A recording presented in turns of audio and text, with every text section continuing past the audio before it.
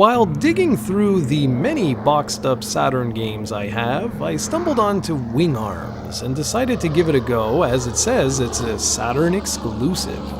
Just from the back of the box, I could tell everything I needed to know about what Wing Arms was going to offer.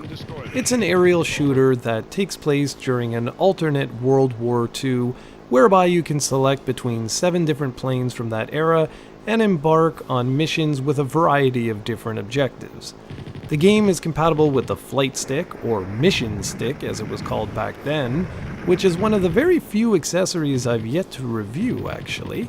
Anyways, the game sure looks nice for its time. Yes, some of the graphics are a bit jaggy and or blurry, but for their time, this was actually a very nice game. The soundtrack is decent, although I will admit that some of the sound effects are a little bit dull and basic.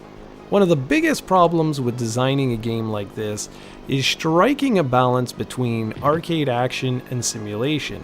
This was especially crucial during the 32-bit era, as games that were too complex were often very hard to follow, and a pure arcade-style game was slowly falling out of fashion. Incredibly, this is where Wing Arms succeeds. It has a very nice balance between the two styles, and I really appreciated that simplistic controls and quality of life features such as the red arrows pointing toward your enemy's location are featured. Objectives vary by mission and will include everything from downing enemies, as you see here, to trying to defeat an extremely large enemy installation, which amounts to something of a boss fight, if you will.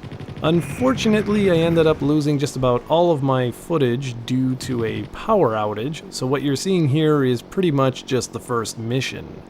Each of the 7 planes controls exactly the same. The differences between them are mostly cosmetic. What's very unique is that while most of the planes are based off of real-world designs, the other ones are conceptual planes that never made it to the battlefield as the war ended. But again, these are all based on real-world designs that simply never made it into production. I thought that was a really cool touch. Wing Arms is one of those games that likely would have been remembered much more than it is today if it had been released as a PlayStation exclusive, as it really does do some interesting things. The combat is fun and engaging, the graphics certainly look good for their age, the gameplay is tight and responsive, and well, it's just a fun game to play. I suppose this is what you get for being a SEGA Saturn exclusive in 1995. I find it kinda sad that more people don't know about this game.